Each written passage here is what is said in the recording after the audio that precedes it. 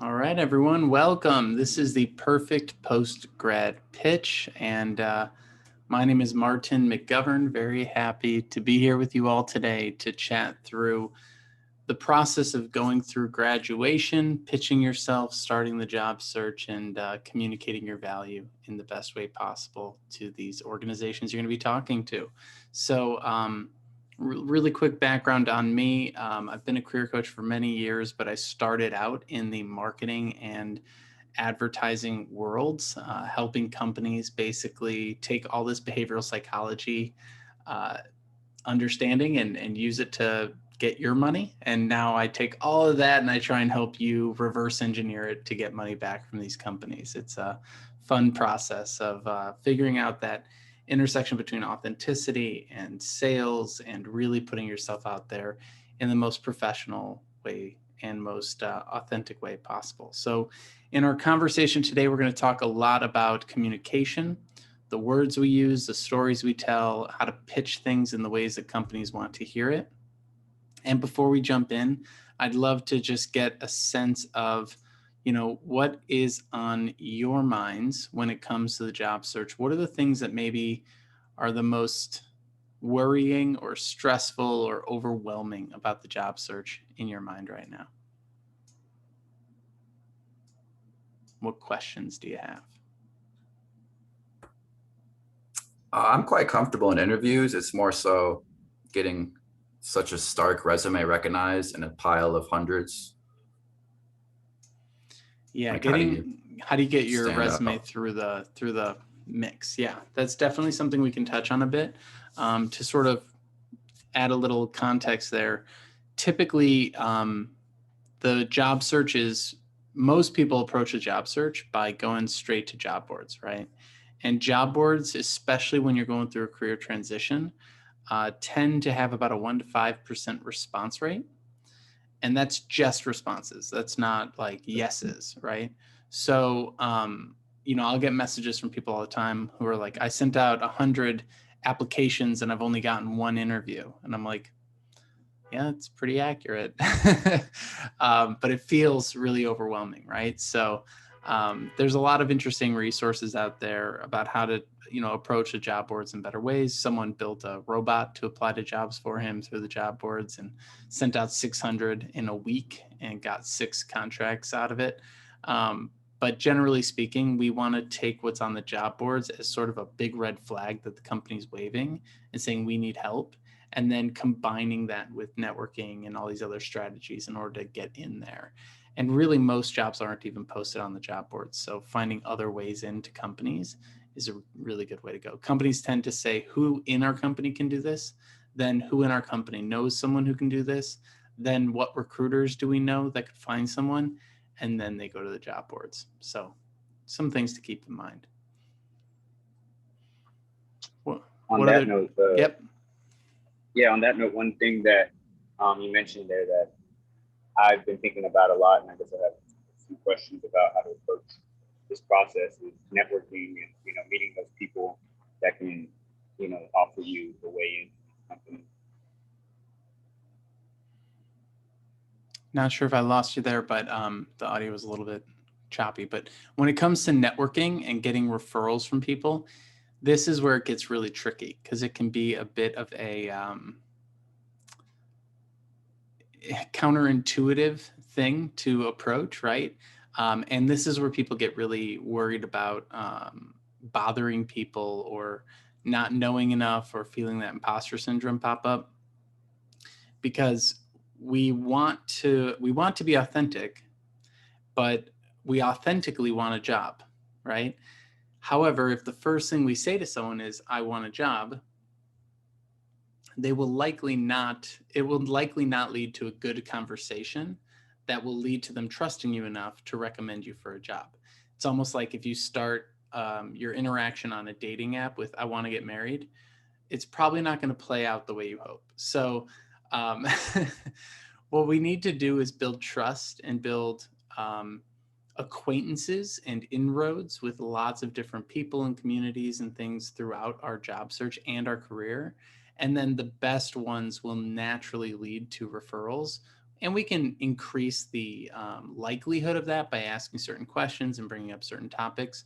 But generally speaking, if we come right out the gate with, I want a job, it tends to push people away. So there's this counterintuitive thing that we need to do of like understanding that if you're interacting with someone in a professional context, the baseline assumption is if we can help each other, we will.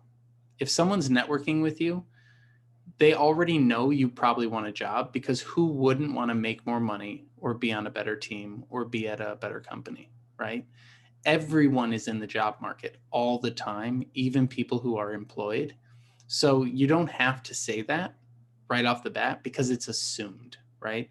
Just like if you're on the dating apps, it's assumed that you're probably there to have some sort of a relationship, not just to share coffee with people randomly, right? So you don't need to be so obvious. You need to focus more on the interaction and focus more on the conversation and focus more on shared interests and building trust and building rapport than the outcome right off the bat. And if you are able to build rapport, then you can move to the next step of the process of converting that into some sort of referral or additional connection into another person in the company and things like that. So as we're going through the pitch, if you have more questions about any of these topics, of course, let me know. And I'll be sure to tailor the presentation a bit in that direction. Are there any other topics that you're hoping we cover today?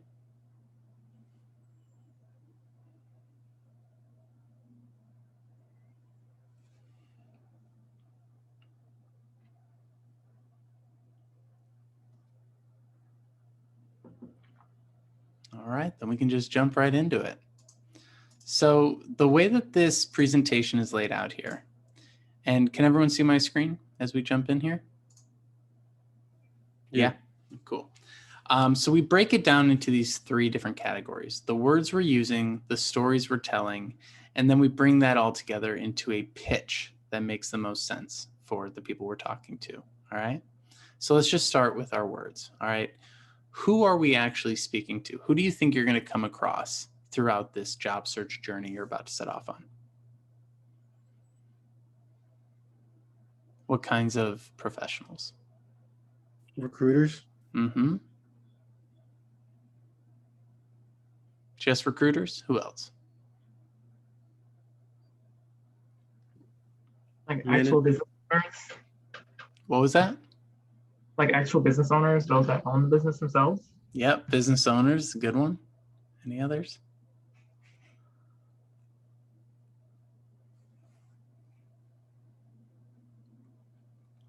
So we've got recruiters, we got hiring managers, we got business owners. Typically, recruiters are looking for people who are senior level. So a quick heads up on recruiters.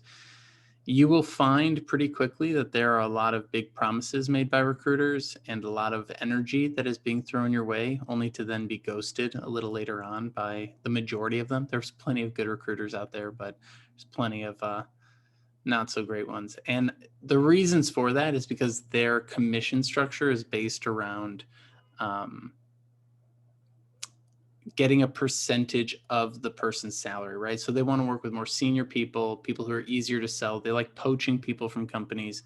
Entry level is a harder story to sell into a company, and it's not as much of a commission. So typically speaking, talk to recruiters, learn from recruiters, see how their process works, but don't ever outsource your job to the recruiters, because they're just not going to be as effective as you will be advocating for yourself. But there are so many different people that we're talking to in this job search process. And the key thing we need to do is be mindful of what their motivations are, what their perspectives are, and really start to ask ourselves, what is it that they need? What is it that they want? What is it that they hope to hear to move me on to the next part of this process, right? If we're speaking to them from their wants and needs, then they want to move us forward. If we're speaking to them from our wants and needs, then it's not going to go so well. A good example of this would be, let's say you want to buy a pair of Nikes, right? Does Nike come to you and say, buy our shoes because our shareholders want more money? No. What do they say? They say, do you like to run? Here's our running shoe. Do you like to hike?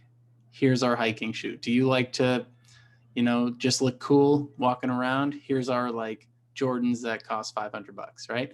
So they don't come at you with their wants and needs. So whenever I'm talking to folks, typically I'll say, why do you want this job? And they'll say, because I need money. I got bills to pay. That's why I want this job. And yeah, that's true. I'm not denying the truth of that at all. But it's also true that Nike wants to make money. But you would not buy their products if they sold it to you with the shareholder message, and no company's going to hire you if you hit them with that message either. So we have to go a little bit deeper than the surface level things, and we have to say, all right, I want money, but I wouldn't want money from anywhere, right? Does anyone here have a preference on the type of industry they'd want to work in? Well, I'm thinking of going into music tech. cool, music tech, I love it. Anything else? Health. Sales? Health. Oh, health, cool. Health and finance. Yeah, a lot of times I'll hear people say any industry. I'll say, what industry do you want to work in? Any industry. What job title do you want? Any of these 5 job titles. What city do you want to live in? Really, any city.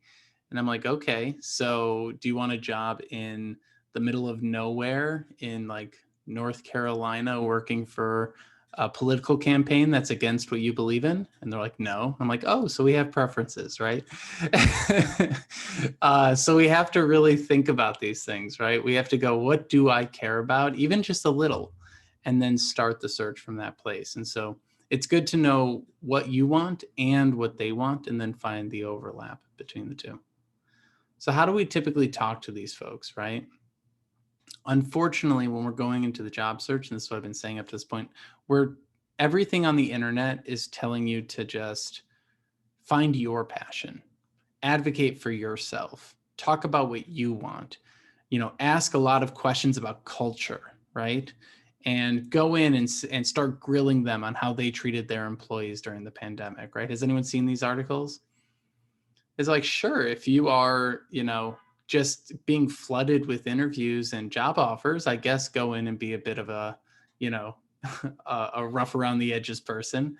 But generally speaking, until they give us the offer, you know, we really want to take a them first approach to the job search, to the interview process, and to everything, all the conversations we're having. It's about, what is this person trying to accomplish, and how can I help them with the skills I have? What goals does this business have, and how do my skills help them achieve these goals, right? What are just a couple of the types of job titles you know, you're looking to get in here? Does anyone have a job title that you've been looking at or applying to? DevOps. DevOps. What was the other one? Yeah. Project manager. Project manager. All right. So let's say you're talking to someone about a DevOps role or a project manager role. What is the value that your role adds to the bottom line of the business? Does anyone know? Feel free to chime in with either of those roles. I'm actually not sure. I assume that it's just moving the project along. But financially, I'm not exactly sure. Exactly, right? A project manager, why would a company hire a project manager? What is the logistical reason behind it? Why did they set a budget of $70,000+ aside for this person? Well, usually companies need to advocate for that role internally. They need to put a budget proposal together to create that role, right? So when they put that budget proposal together, their managers, their senior leadership says, what is the ROI of this role? If we hire this person, how much money will the company make back, right? So if they pay you $70K, they should be making over 100 off of you, if not more, right? And if we, as the job seeker, don't understand the value that we bring the business, we're going to miss out on really being able to sell ourselves in the most effective way, right? You know, if Supreme came out and said, You get no value from Supreme, but buy it anyway. Do you think someone would spend $800 on a brick or a weird axe that they sell? No. What they say is, wear Supreme and you'll become an influencer and you'll become famous and all your friends will envy you. And that's why people buy, right? It's not because they want a brick, right? No one just wants to. If you wanted a brick, you would go to a lumber yard or a construction zone. And so there is an innate value that we need to communicate. And in order to figure out what that is, we need to take a them first approach. So if you're writing your cover letter, take a look at your cover letter. It probably says I and me and my 100 times in there. Like, I actually looked at someone's cover letter once. Every single sentence started with me or I. I do this. My goals are, look at me, blah, blah, blah. What it should be is your company is trying to do these things. My skills can help you do those things. Together we can make a lot of money, or together we can improve your customer experience, or together we can keep things efficient and moving forward in a project management capacity. You know, we want to be able to showcase what our skills are doing for the business. And that is going to set you apart next to the other people, because everyone is being trained right now in the job search to just talk about their passions. Why do you want to work here? Because I love solving problems. What does that say to them? Nothing. We need to say what problems and what value solving those problems brings to the business. So how do you think graduates of the program typically sell their experience? I work with a lot of bootcamp grads. What do you think most people say when they're asked, tell me about yourself? All the projects they've completed, probably. Yeah, sometimes I actually applaud that. What other things? How would you answer the question, tell me about yourself? I'm assuming it has something to do with, like, I'm assuming some type of career change, because that's a lot of the people that go to boot camp are. You're going to focus on the career change, right? Anyone want to give it a shot? What do you think you might say if I said, thanks for coming in, tell me about yourself?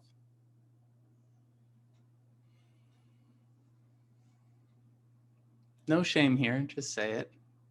What pops into your head? I actually usually start with my interests. Like, you know, I like music. I like, I just start with all my interests, and then I might even mention where I went to school, what I studied, where I live. Yeah. Would you mention that you've recently graduated? Probably not. It's a good answer. Because, well, it's a good answer. You're catching I wouldn't, because we were talking to Marlene, and she was saying that we can pose our resume two ways, as being staff and like had worked at Coding Temple, or having been a student. And so I think I picked the latter, where it was like, I'll say I'm staff. So I wouldn't say that I just recently graduated, but I assume that's also bad, because they're gonna be like, I don't want this kid. Well, this is the typical thing that I hear from bootcamp grads. I recently graduated and I'm excited for an opportunity to learn in this role. Has anyone heard some variation of this, or even said this yourself? Yeah, I'm seeing some nods.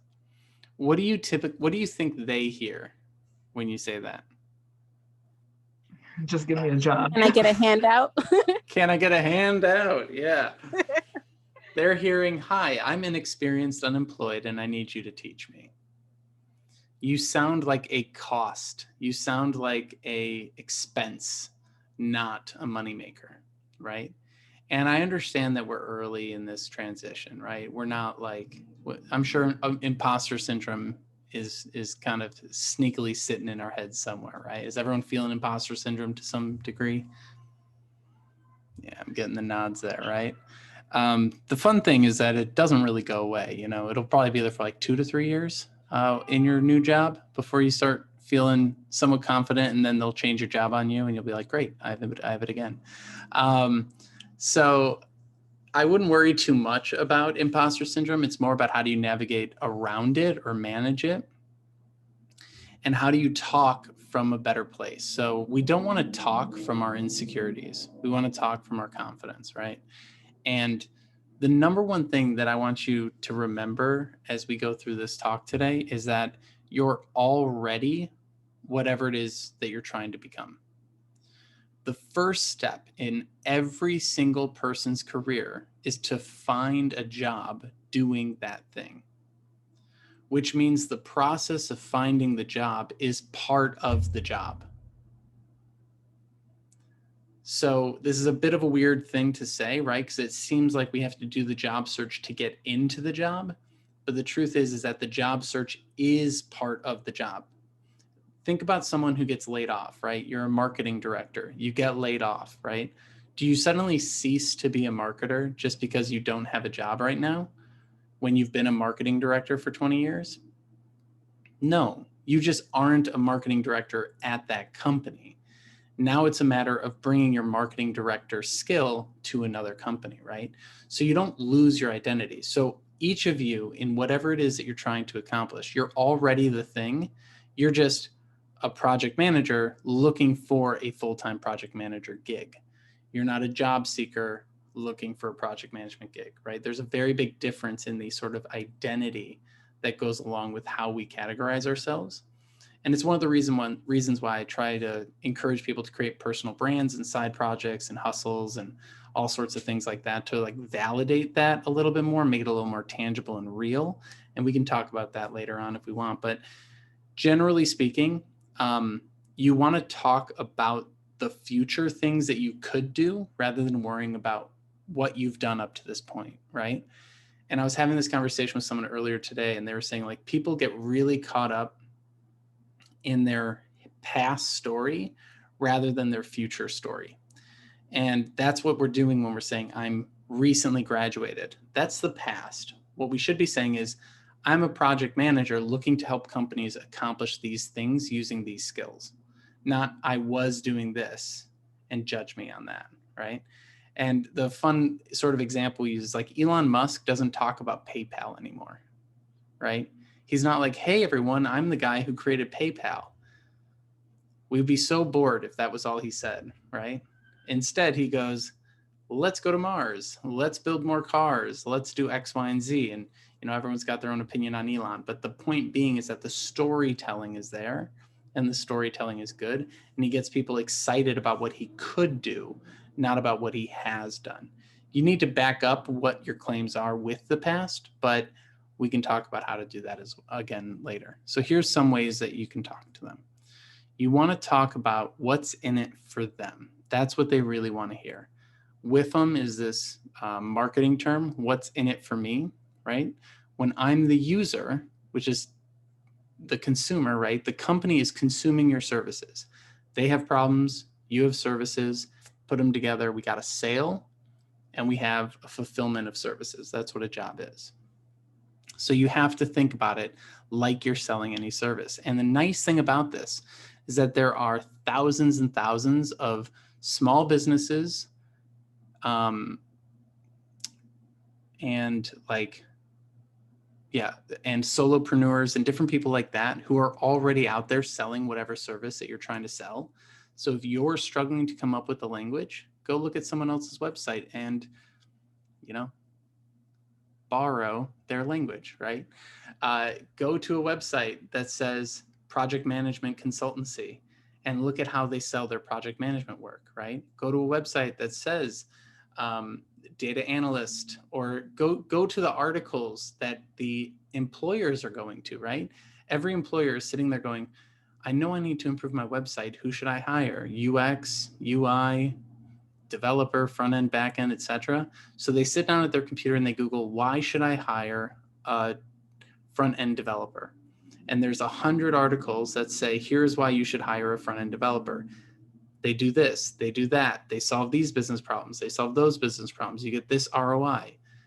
Go read those articles. And now you've got yourself an arsenal of language to use to sell yourself. You don't have to invent this stuff. It already exists. So what sort of things should we say instead? Hi, I heard you are trying to do these things with your business. Here's how I can help you solve these problems and grow, right? And if you don't know what the things are, then you can ask questions. Hey, what are you hoping to accomplish in hiring a new project manager? What are the problems that are coming up on the team that you're struggling to solve? What are the goals that you're working towards? What are the struggles that you're having bringing the team together to get these things done? How can I help?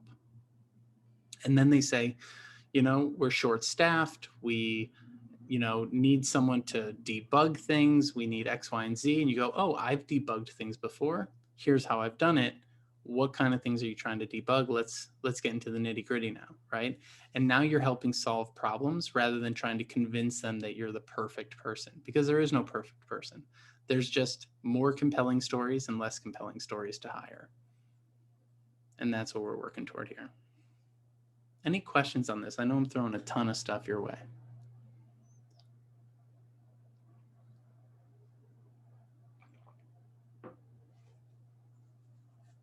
Anyone thinking of some bottom line business goals that your role will help fulfill?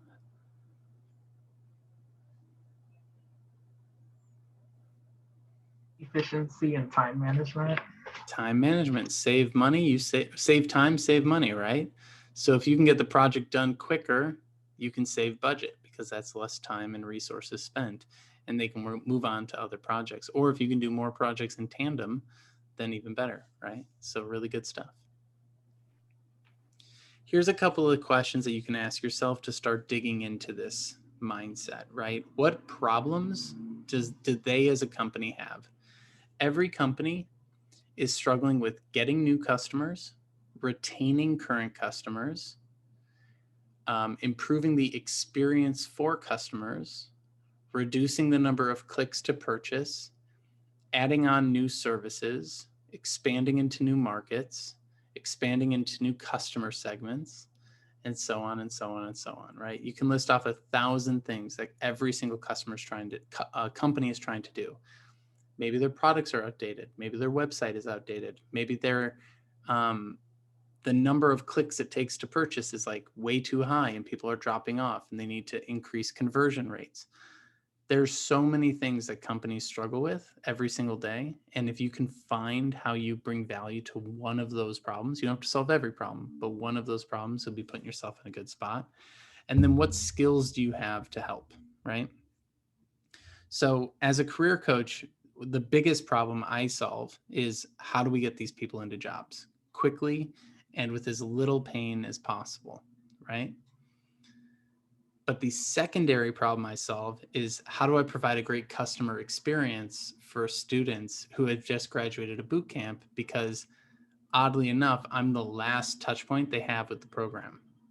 So if a boot camp grad had an amazing boot camp experience, but they have a horrible time with me, they're going to go blast that school on all the social networks and all the review sites, right?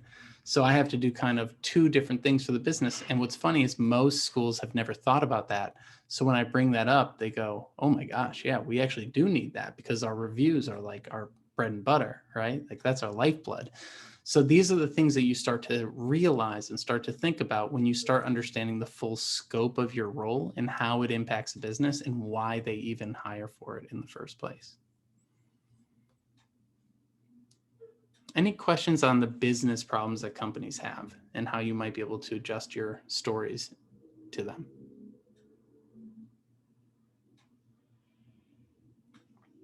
I mean, would that only fall under business? Because some companies do have other problems besides business, like employee retention or high turnover, stuff like that. Wouldn't you also consider that?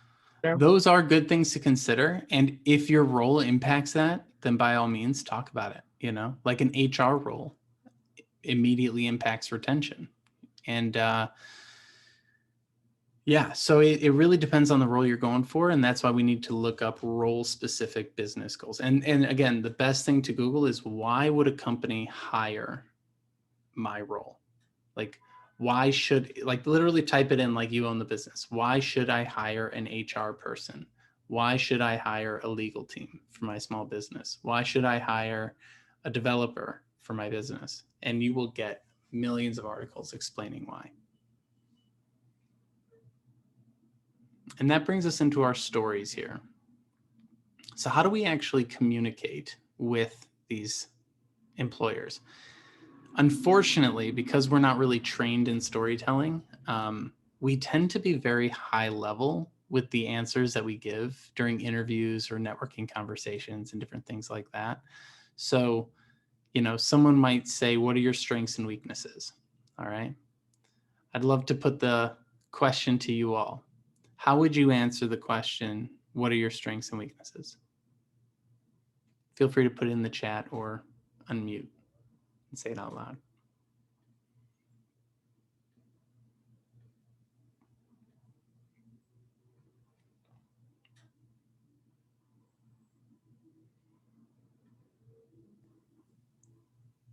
Okay, well, something I've heard is like for weaknesses, most people think you should try to spin your weaknesses into strengths. But that the more you're honest about your weak points and where you're willing to learn, I feel like companies have more trust in you. Is that true? Yes, you're really hitting on a good thing, which is trust. Your goal is to build trust. That's actually the number one goal in an interview, is trust building. Not being perfect, not having every answer perfect, not being the best even at the job. If you're the most trustworthy, you will beat out the best. And the reason for that is sometimes the person who is best is an a-hole. And so very often you can get a lot further by being a trustworthy, competent, curious, and helpful person than by just kind of having every answer. And arrogance is kind of where some people go wrong, right? Some people are too nervous and some people are too arrogant. But to your point, it's not necessarily bad to spin a weakness, but the ways in which that we're taught to spin a weakness are like so transparent. It's so clearly avoiding the question, and that's why it hurts trust, right? So again, what would be some examples? Like no wrong answers. I mean, there's wrong answers, but like no judgment for wrong answers here. Get it wrong here so you don't get it wrong in the interview. What are some of the things that come to mind when you think of strengths and weaknesses? Like weaknesses would be like maybe some like program tools or systems that a company might use that you're just not familiar with. So weakness in certain tools, okay? Yeah. What other things come to mind? I think for strengths, I think pretty much just about everybody that did the boot camp or graduated could arguably say like their drive to kind of chase what they want to do, essentially. I mean, you got to think if someone has completed as much work as we have in 10 weeks, and put down as much money as we have, we have to have a certain level of urgency that maybe someone that took a safer route to get to that point did. Yeah. So I mean, me personally, I think that if you see someone come from like a boot camp or yeah, I guess like a boot camp, and kind of see what they've accomplished, it just it shows you that person is is willing to kind of really go for it, I guess, rather than someone that maybe went to college for 4 years and they might not have really, I guess, kind of gave it their all, essentially. I don't know if I'm phrasing that right. You're definitely putting out a really good idea here, right? Which is that ability to take on risk, ability to put yourself through stressful times, right? Ability to handle a really intense workload. These are all really good things. The question is, how do you communicate these things, right? And generally speaking, what I hear when I do mock interviews with people is that they go, my weakness is that I procrastinate, and my strength is that I love to solve problems, right? So what do you hear? Pretend you're the hiring manager. If I were to tell you that was my strength and weakness, What's your response, or what goes through your head?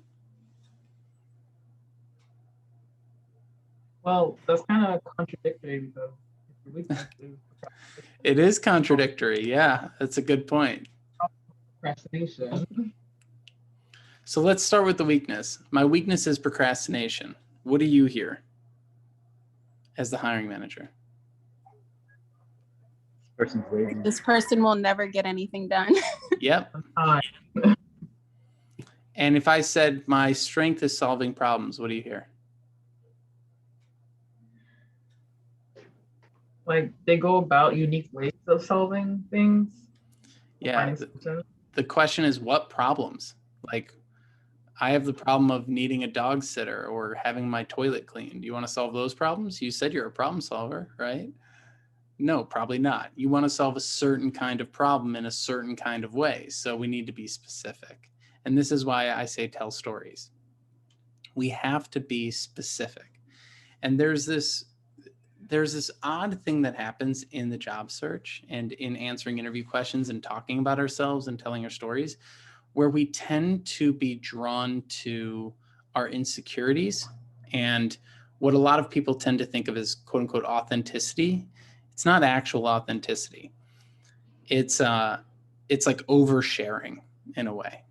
And so when I say I procrastinate, the truth is, who doesn't? Does anyone here not procrastinate something in their life? Like, I'm procrastinating eating well right now. Like, I'm procrastinating working out lately. I'm not procrastinating my work, but sometimes I do, right? Who doesn't procrastinate, right? And when it comes to solving problems, that's what a job is. Hey, our company has problems. Can you help us solve them, right? So it doesn't give any context to what the actual thing is that you solve. So what we need to do is tell stories instead. And it's always good to ask yourself the question, what are they really trying to ask me with this question? And in the case of strengths and weaknesses, what they're really asking you is, if we put you on our team, what tasks should we assign you and what tasks should we assign to someone else?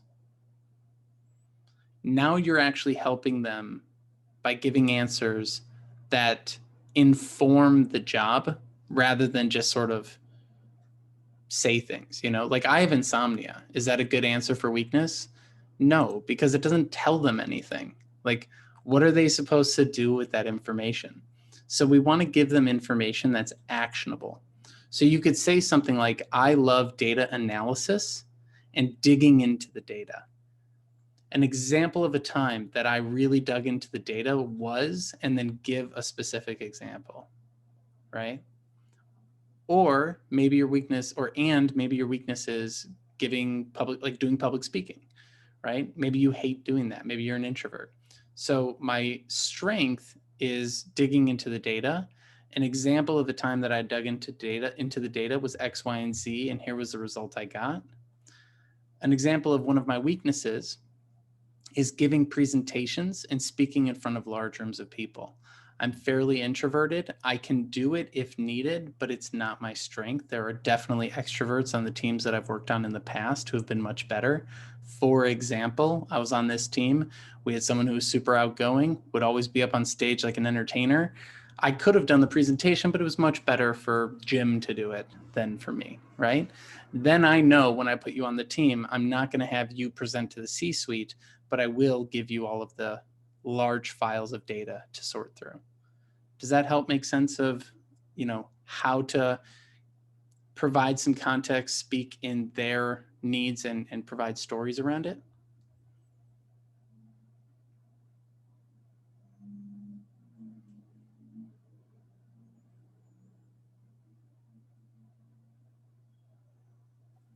All right, we got a quiet group today. Go ahead. No, I was just saying it's helpful. Sorry, I'm on my phone, so I'm making It's all good. It's all good.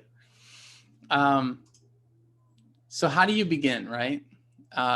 We always want to start by connecting our past to the present. So the biggest obstacle I see to telling our stories when it comes to bootcamp grads is this sort of desire to ignore the past and just focus on the next thing. Anyone feel that a little bit? Where you're like, I just want to forget my last career path and start fresh. Has anyone had that thought?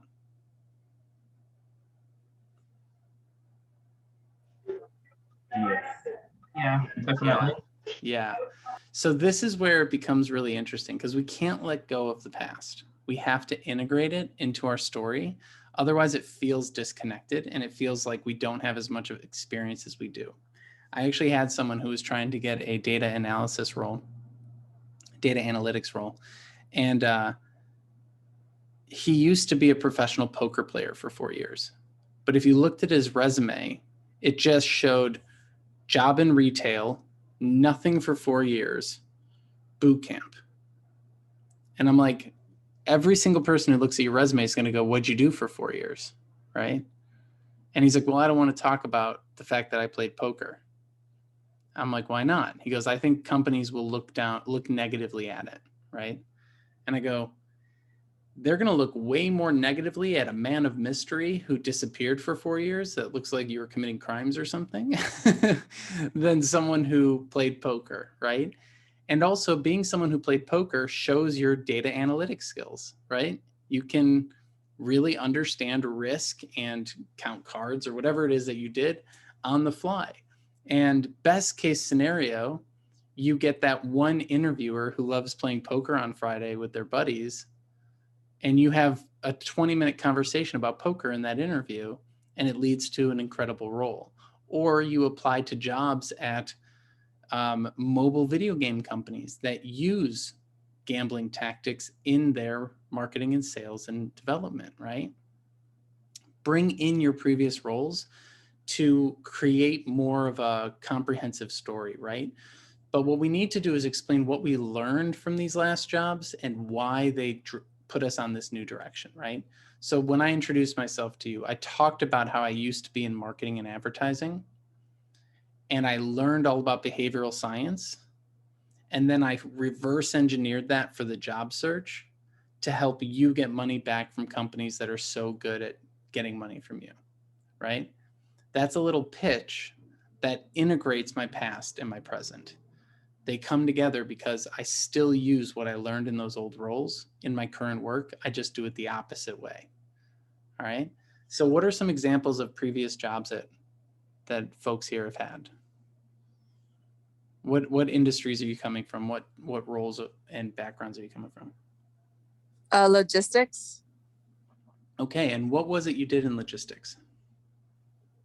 Basically coordinated everything with all these different companies to get freight from one side of the country to another side of the country or between countries. All right. And what did you like about that role? I hated it. That's why I left.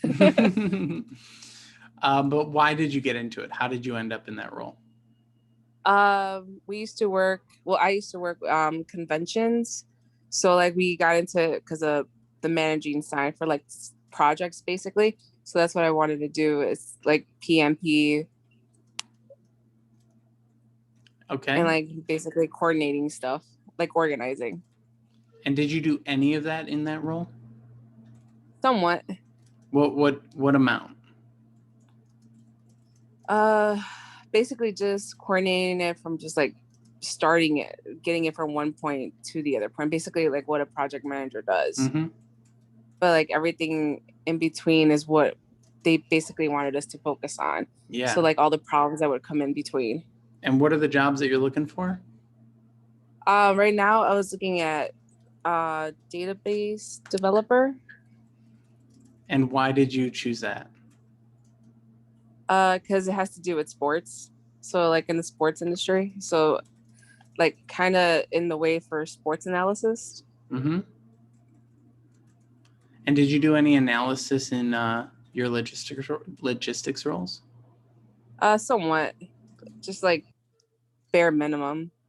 Okay. What was your favorite part of your logistics role? They had a lot of parties. That's it. I'm going to push But you a little harder job-wise, on that, it job was wise. just, yeah, job-wise, it wasn't, it was just basically, I was in charge of our team, even though I didn't have that title. And our manager was the one that didn't push anybody to do anything. So that's why it was very annoying. And how did you push people to do things?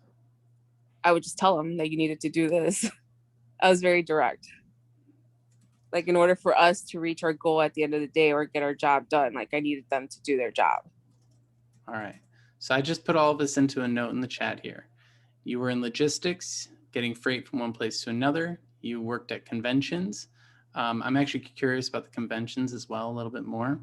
But generally speaking, you ended up having to take on a leadership and a management role in that space in order to get things done, right? Mm-hmm. And what's your hope? Like, what do you think the main part of your job is going to be as a database developer? What do you think you're going to be doing? So from what I've been researching, it's, what's it called? You're extracting data and loading, like basically creating analysis on every game is what I'm looking, what the job titles have been so far. And why are you doing that? What's the outcome you're hoping to get? It's sports, so it's fun. Well, but like, what is it used for? What is it actually aggregated to be used for? Well, technically, so that they have better statistics on how to win a game going forward. Oops.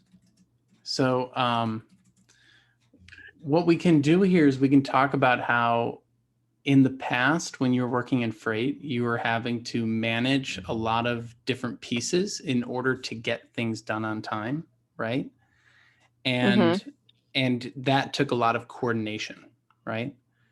And Yeah. it's very similar to data, right? You have to coordinate a lot of different data in order to get it into people's hands to make decisions with it, right? So a lot of what you were doing in that role was getting the information to the right places so that people could work efficiently. And in this new role, you're getting a lot of information together so that people can work efficiently. And so what I would typically do is try and find that small nugget from your previous role, the thing you did enjoy doing, and highlight that as a learning that led you into this new career, right? So I didn't love everything about marketing and advertising, but I did enjoy behavioral science. And that's what I took with me into the education space and the career coaching space.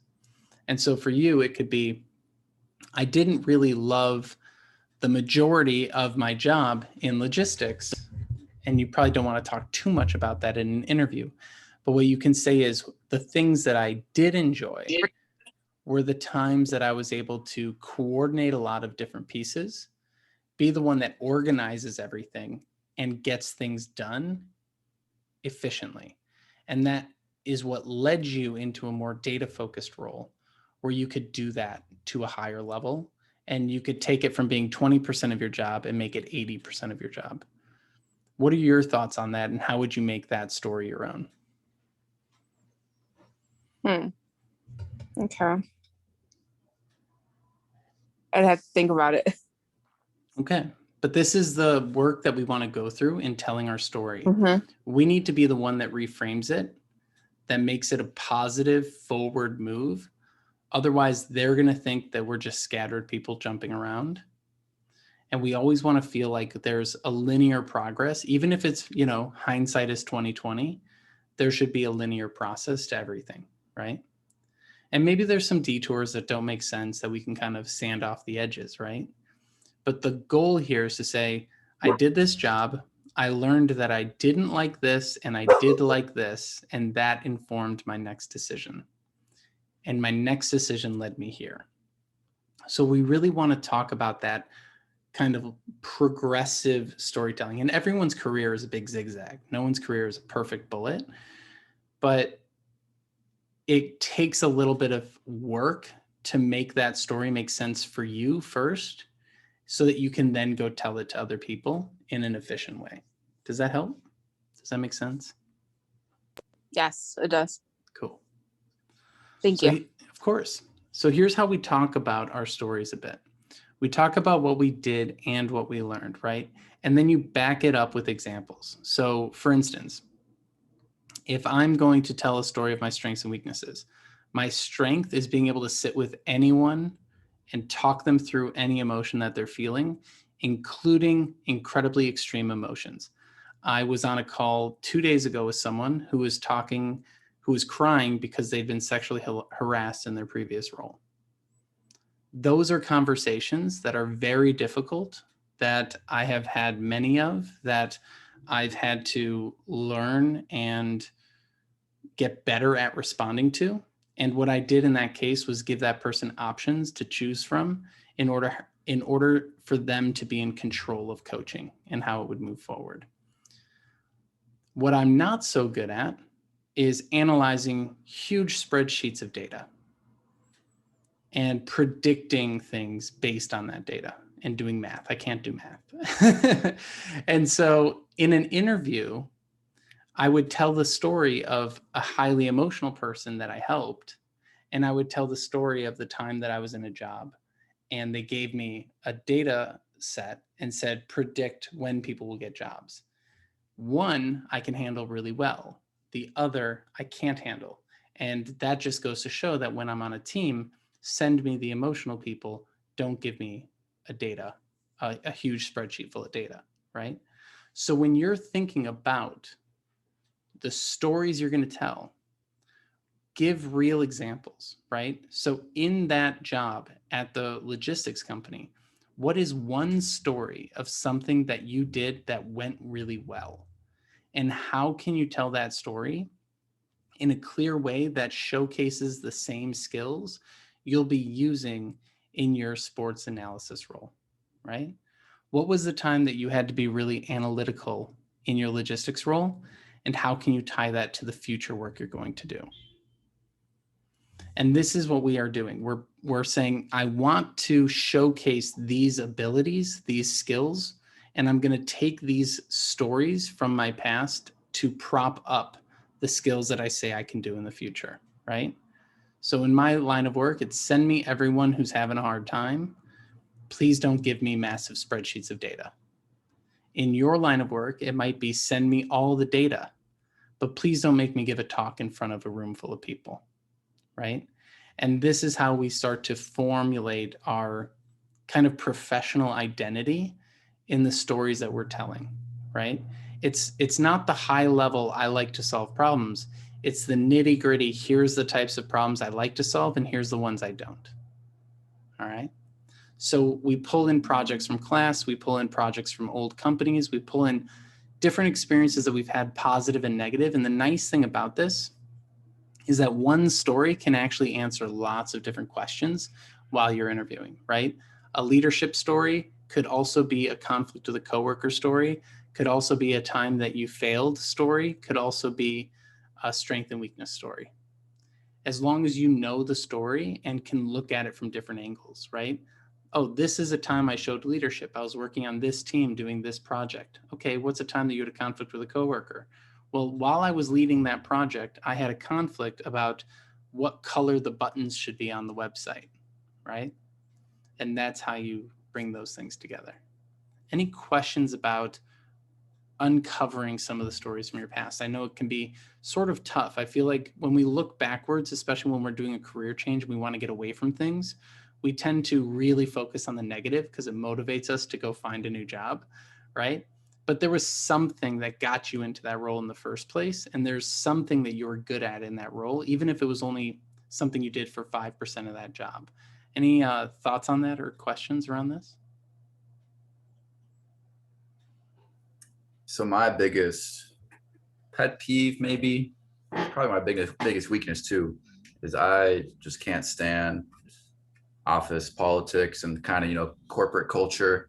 And if you don't know what I'm talking about, you are very lucky and probably in for a rude awakening. So any wisdom there on navigating that environment or finding a job without it? So typically, if you want, there's a few things you can do. The larger the company, the greater the politics. Smaller the company, supposedly less politics, but the people who are in control might be even tougher to deal with. They might be too hands-on, micromanaging. It really depends. The best way to figure out about culture, which is what you're really asking, is to talk to people in a networking scenario, not in an interview scenario. So if you're in an interview and you say, how do you like working here? What's the company culture like? All you're going to hear back is, I love working here and the culture's great, because they're on the company's time right now, being paid by the company to represent the company. Like if I was representing Discover Card, where I used to work, and someone said, hey, how do you like working here? And I'm literally in the interviewing that person. All I'm going to say is, yeah, it's great. Like, what am I going to go through? Like, I don't like my manager. Like, that's not going to be a good conversation for me to bring up in an interview. But if you talk to someone who recently quit a job, or you talk to someone who got laid off from a job, or you talk to someone who's just grinding away at their job, they will be much more honest with you. My favorite conversation I've ever had was with someone who I actually kind of broke the news to them. They were getting laid off. I met up with them, or they gave a talk at an event that I was at on a panel. I went up and I said, hey, we might work together someday. And they went, what? I said, I'm interviewing for a job at your company on Friday. And she goes, really? And I go, oh no, that was awkward. Why was that so awkward? And then when we got coffee a week later, I found out she got laid off. And so she told me everything, right? And that is amazing. And she's really cool, and we're friends to this day. And we've helped each other in each other's respective careers. But like, what's so interesting about that is like, I would never get that information in an interview. It would only come through networking. And that's why it's important to network. I wouldn't find it on a website. I wouldn't find it even on Glassdoor reviews. I would only find that from a real person that I've talked to, right? So that's why networking is such a big piece. And the big thing about networking is that everyone thinks, oh, I network to get a job. The truth is that you network to do research.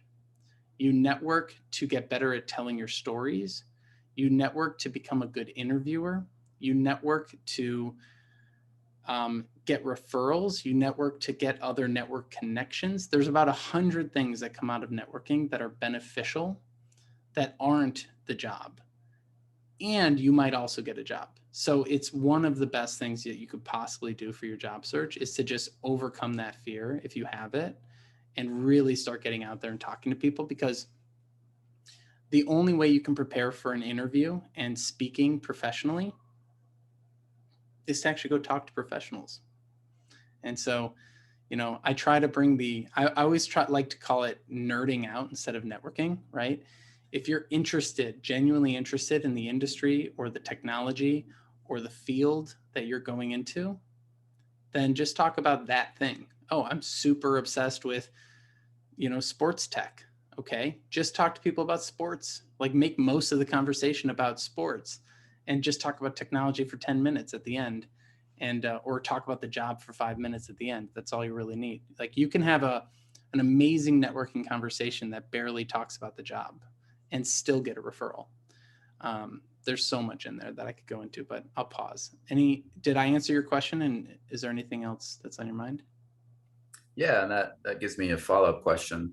You said that this person you've just networked with for the first time, or at least you've met each other recently, that they would be a referral. What does that look like as networking with someone within the company and then having them as a reference? Yeah. That's just unheard of to me. So companies incentivize people to refer people. So I actually got a referral into a job once because the person wanted to go on vacation. And I met her at like 3 or 4 different networking events. We had coffee once or twice. And she goes, I'm going to refer you into a job in my company. And I'm going to work really hard to get you this job. Don't quit before the time period that you have to stay there before I get my bonus. Because if I don't get my bonus, I'm coming for you. And I was like, okay. And that was one of those things where it's like she had her own motivation to help me. It wasn't because she was trying to be altruistic. It was because she wanted to go on vacation. So I got the job. I stayed there for 2 years, whatever. She got her bonus. She went on vacation. Everyone was happy. So companies incentivize their employees to refer people. And the way that you can set that up is just when you're having a conversation with someone, towards the end of the conversation, Say, hey, I am looking for a job. If a job were to open up at your company, would you be willing to pass along my resume? Because you're asking for a future thing, something in the future. You're not saying, here's my resume, can you pass it along? People are much less anxious about it, and they're much more willing to say, sure, let me know when you find something. And then a week or two later, you'll put up job alerts on LinkedIn and all the different job boards. You'll get an alert saying, hey, there's a job. You reach out to that person immediately. You say, hey, are you still willing to pass it along? They've already committed, so they're more willing to do it. And then they pass your name along to the hiring manager, and you're top of the list. You get through the ATS system, you get around the ATS system, and you get put on the top of the list. That's like the ideal scenario, right? And so there's going to be a lot of less than ideal scenarios that happen while you're trying to get to that ideal scenario, but that's the goal, and that's how referrals typically can come about from strangers. Okay, cool. Thanks. Yeah. So what actually makes a good story? There's a lot of different ways to tell stories, from a normal story arc of, here's the hero starting out their journey. Their life is how it is. Something happens that sets them off on this path. They reach a climax, which is, the big plot point in the story. And then there's a resolution at the end, right? So Frodo and Sam are just chilling in their hobbit holes. The ring shows up, they go on their adventure, they destroy the ring, and then it kind of resolves itself after the fact, right?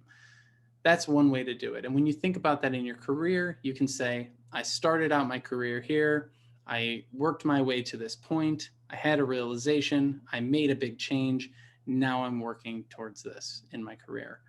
But typically a better way to tell stories would be the STAR method. Has anyone here heard of the STAR method? So the STAR method is situation, task, action, and result. STAR. There you go. As soon as I start saying it, I never know if I'm saying it right. But the STAR method is situation, task, action, result. Now I have a slight adjustment to the STAR method that helps a lot in the job search and in networking and things like that. I like to call it the worst acronym ever. It's SPARL. SPARL. Situation, problem, action, result, and learning. So the situation is, and this is where you set up the scene. I'm working at this company with these people. Maybe name the people, name the company, name the project you're working on. Explain a little bit of what you're doing. So here's what I was doing. Here's who I was doing it with. Then you say what the problem was. The problem was we needed more customers. The problem was we had a bug to fix. The problem was there was a conflict between these two people, or between me and someone else. That was the problem. So situation sets up the scene so I can picture it in my head. Problem sets up the conflict. Action I took. So me and this person were having a conflict, so I put my thoughts down in a one-pager. I shared it with the team, and so on and so forth. What were the results? So SPARL, the results were I actually lost that battle, and that person got their vote through, and we went with their idea. And I learned that while I might not win every battle, it's still important to voice my opinion, right? And that's the learning. So here's what I was doing, the problem that arose, the action that I took, the result that I got, and the learning. And the learning piece is the most important piece for the company. They want to know that you learned from these things and that you're going to apply that learning in this next job. So I learned that I need to voice my opinion even if I don't win the fight, because the team deserves to have multiple opinions. And my ego is not big enough to drag my feet if I don't win. I'm always going to be a team player even if I don't win. Like, that's a great learning, which shows them that you're going to be competent and flexible, right? Any questions on how to tell these stories or this SPARL method at all?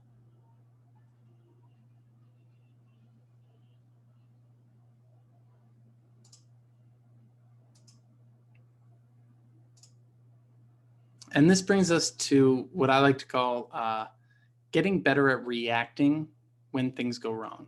So the big thing that typically happens when I'm working with folks is that they're trying to get to perfection.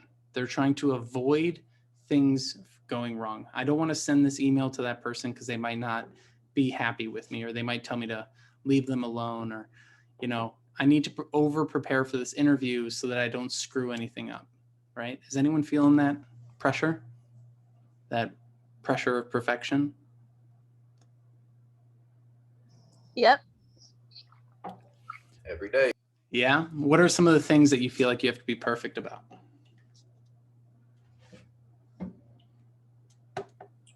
My code, like my solutions. Yeah, mostly that. Just making sure that everything runs and looks good, and debugging and making sure like it's concise and it looks good. Nice. And I would encourage you to be precise with your code and your actual work.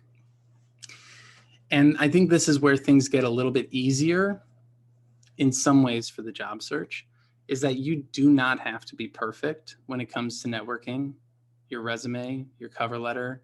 You do not have to be perfect. Now, spelling errors on your cover letter and resume, that is an issue, right? We need to double check it and we need to make it as good as we can.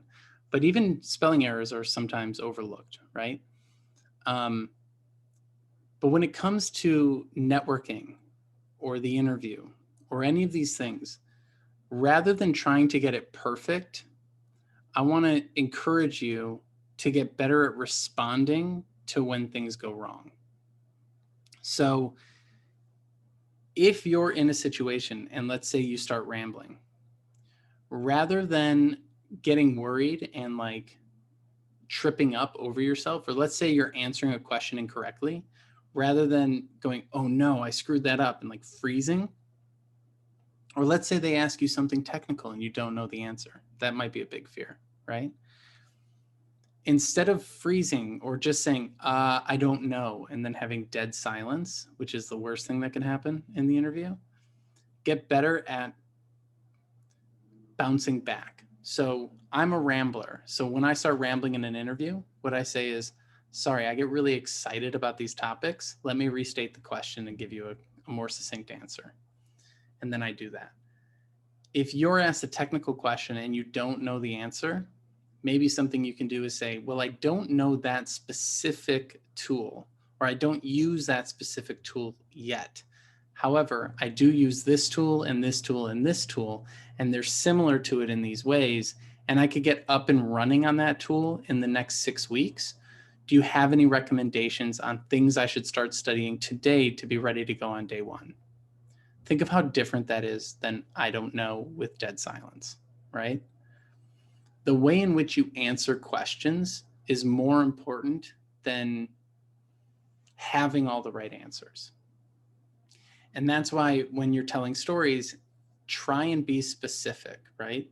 Rather than saying generally, I don't know, say, I don't know, but I do know these things, and then give a detailed description of the technologies that you have learned in the program, of the things that you can do, of the projects you have completed, and then relate that back to what they're trying to discover with this question. All right. And then, sometimes you want to be chronological, sometimes you want to mix it up. But the most important thing is to just get the point across that you have a general idea of what you're talking about and you're trustworthy when it comes to these topics. All right. And these stories are things that you get to tell in your elevator pitch, your LinkedIn summary, your interview answers, and more. And in our next section here, we're going to talk about your pitch and go through a template of how to write it. So I hope you get your keyboards ready. So in order to prepare, here's a few questions that you can ask yourself. What was my favorite project that I've worked on? What problems did I solve in that project? What skills did I use to solve those problems? And what outcomes did I get? This will help you structure your stories for the interview. All right.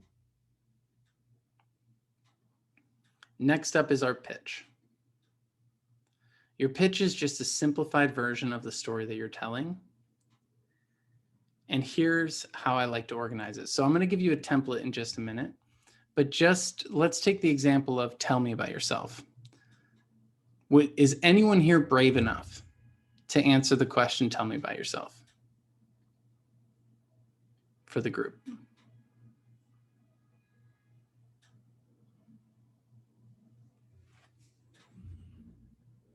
got a lot of videos off and muted. Muted folks.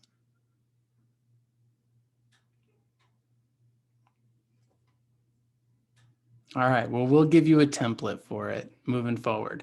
But one way that you can shake things up in the interview when they say, tell me about yourself, is everyone will typically go chronologically. They'll say, I went to school here, I grew up here, my hobbies are this, et cetera, et cetera. That tends to throw people off because they're not really asking you for your full history. When the interviewer says, tell me about yourself, what they're really saying is, can you kick off this conversation? I don't know where to start. Think about it.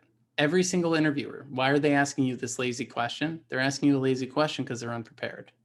And that's a good thing to remember, is that the interviewer is probably unprepared too. So this is your opportunity to set the tone for the interview. And I want to set a productive tone, right? A curious, a helpful tone. So instead of going, I used to do this and I grew up here and I do these things and rambling on and on, we can really make it concise. We can say, I used to do this job. I currently do this job and I'm excited to do the next job, and then move those around. So that's the general, straightforward one is past, present, future. And then we flip it. I'm currently a project manager, helping companies do these things, helping companies improve the efficiency of the projects in their pipeline. I got to this point through my background doing X, Y, and Z, which taught me that I'm really good at communicating with multiple teams. And that's what led me to pursue this position in project management. I'm looking forward to learning more about the types of projects you have in this role and to see where I can bring value to the team and help improve your systems and keep things on track. So I currently do this. I got here through this path, and I can't wait to bring these skills into your team to help your company. All right. That way of setting things up establishes you as the expert today rather than starting with the past, right? If you tell me, I used to work in logistics, and then you tell me this long rambling story and then eventually get to, I'm looking to be in sports analysis, we've wasted 3 minutes to 5 minutes talking about the wrong thing, right? So talk about, I'm currently I'm currently a data analysis professional looking to work within the sports industry to do X, Y, and Z. And I got here through my background in logistics and in, what did you say there? You said you were in conventions, working in logistics and putting on conventions. And that taught me the skills that led me, or that gave me the learnings that led me into this PM, or led me into this analysis role. And then how does that tie to their business, right? Yes. Cool. So we talk about what we learned at each transition point. I did this, and the learning from that is what's important, which led me to do this. And what I've learned about myself doing this is that I can help your company do this. And that's how we tell these stories. That's really what they care about. They don't care about every technology that you've ever touched or how many years you have. They'll always say, we went with someone else because they had more experience. But what they're really saying is, I don't know, we went with someone else. Like that's the it's not you, it's me of the job search, right? It doesn't actually mean anything. What you really need to start thinking about is, why did they not see my value? What did I not do in my storytelling to convey the value that I actually bring to a team? And then tell your stories better. So here's how we can shorten it up. And this is a template. So I'm going to give you all a few minutes here. What's really great about your elevator pitch, and you can use this template on your LinkedIn summary, you can use this on your resume summary, you can even use this for your elevator pitch as you get things started and get more comfortable. We talk about what we used to do and what we currently do, and then how we help companies. And by doing that, we differentiate ourselves, right? If I just say I'm a software developer, I sound like every other software developer. But if I say I've merged a background in customer service with software development to help companies create great experiences for their users, now I'm the customer service software developer, or I'm the marketing software developer, or I'm the design software developer, right? Or I'm the project management software developer. So we want to give our history to differentiate ourselves from all the other candidates. An example of what this might look like: merging a background in customer service and web development, I help companies create amazing experiences for their users across the web. Think of how different that is than saying, I'm recently graduated from a boot camp and I'm looking to learn more about the software development world and have a mentor in this role, right? It's much more focused on the value that you bring. So take 5 minutes to write out your pitch here using this template and share it in the chat when you have it done. All right, I'm going to give you 5 minutes. We have until 55 on my clock here.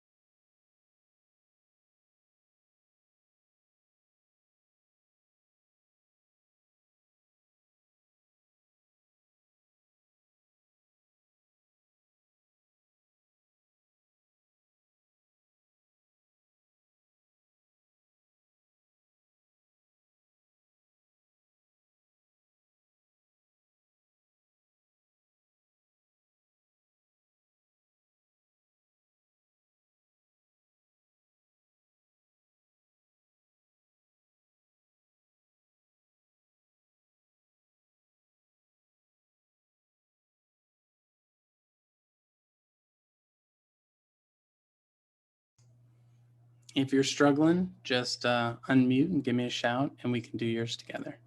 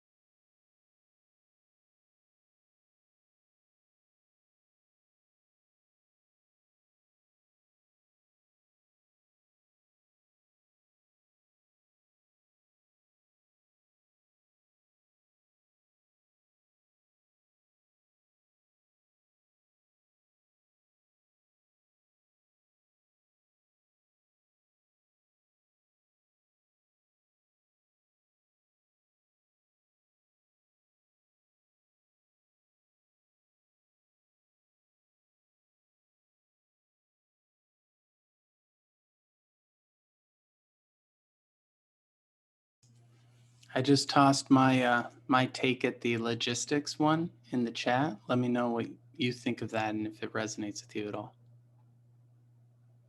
Merging a background in logistics, conventions, and data analysis, I help companies better understand their people, systems, and data to improve the efficiency of their business. Yeah, I was typing out something like that. Nice. And again, you can get more specific with the outcome at the end. Efficiency of their business is pretty broad. So look up what exactly it is you're trying to do, and you can always hone that in a little more. Okay.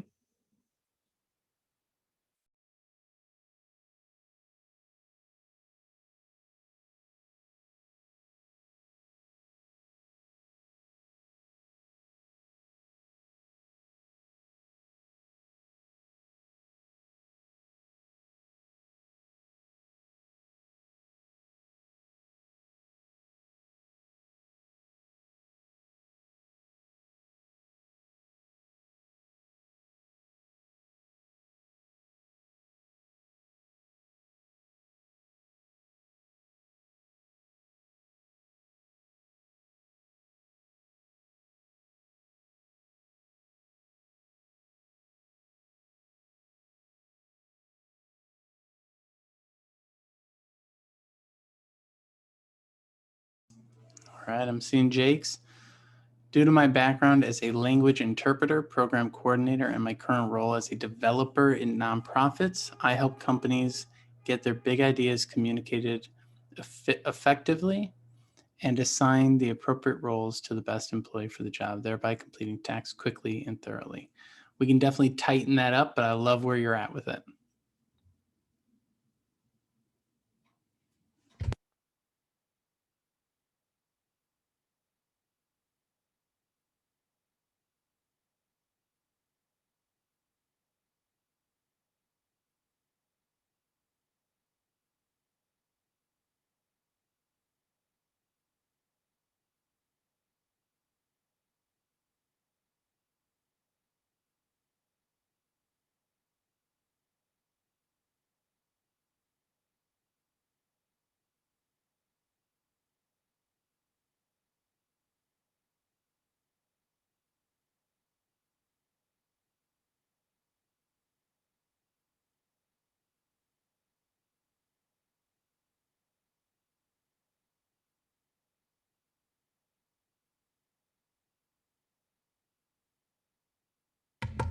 All right, I just tossed my edit in there, Jake. With a background in language interpretation, program coordination, and web development, I help companies communicate more effectively and speed up the development process. It's that speed piece. All right, Jonathan, merging a background in operations, education, programming, and data analysis, I help companies understand and communicate technical processes where there's gaps in their business and maybe costing them efficiency or money. I love it. Looks like this is, you're all catching on real quick. That's what I like to see.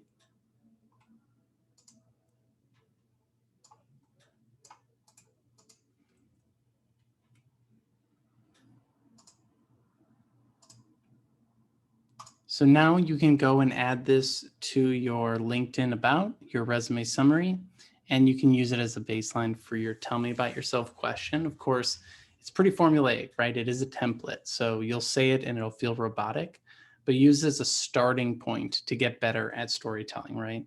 It's not the one you should hold on to forever, but it's a good starting point so you don't ramble and you can be much more focused. And what I would start to do is add more context to it. So I have this background, here's what's important about it. I do this currently, here's what's important about it. I help in these ways, and here's the most important piece of that. And then you can go into that present, past, future kind of pitch. All right, we'll open it up for questions. What's on your mind? As we went through all of this, what sort of areas did you start to have more questions about? Because of course we can't cover everything in one session, right? So when it comes to the job search, where are you feeling? Do you have any questions on what we discussed today or questions on other aspects of the job search?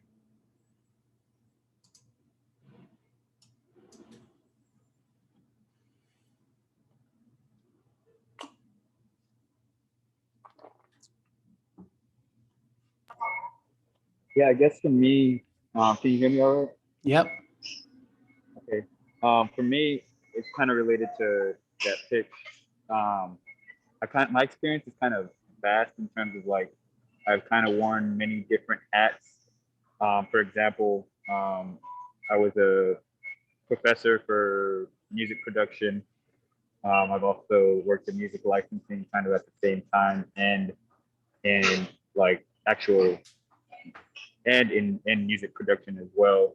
So I kind of have worn like 3 different hats in the past few years simultaneously. So my question is like, how would I go about combining all of those roles to tell one cohesive story?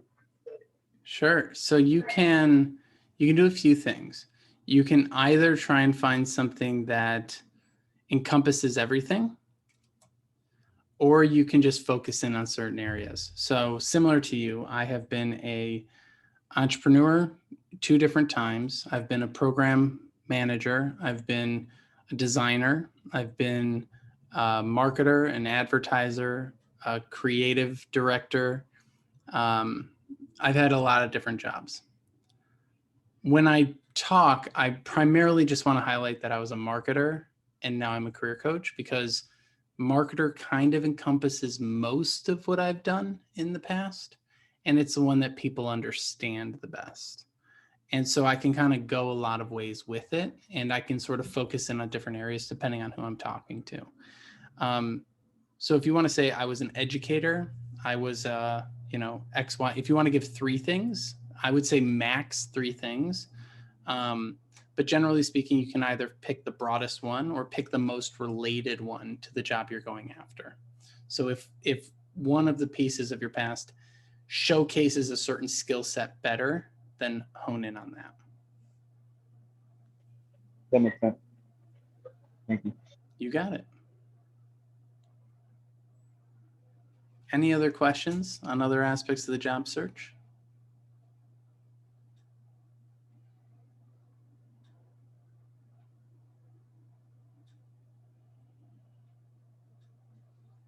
All right. Well, if you liked what we talked about here today and you want to stay in touch, of course, you can find me really anywhere online, but LinkedIn is, of course, the best place. I do have a podcast. If anyone is interested in hearing more about this kind of stuff, there are interviews with different professionals. But generally speaking, stay in touch. Let me know how things are going, and good luck in your job search. I hope this was helpful information that clarified maybe a couple different aspects of the search for you, so it feels a little less scattered and a little bit more of a cohesive story. Thanks, Martin. Great. Thank you Can you so send much. your LinkedIn information on the chat? Sure, yeah.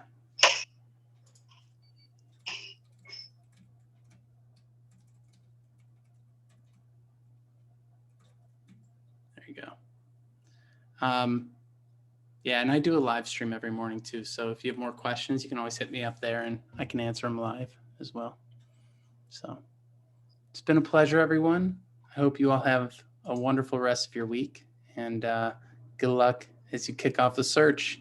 It's definitely an overwhelming journey at the start, but if you do it systematically and you look at it the same way you look at building skills in class, this is all just skill building. You're not going to be good at storytelling the first time you do it. You're not going to be good at networking the first time you do it.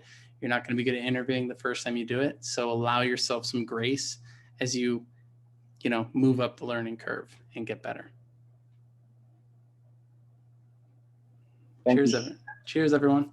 And I'll be putting this video on YouTube. So if you want to look up career therapy on YouTube, it'll be up there in the next couple hours.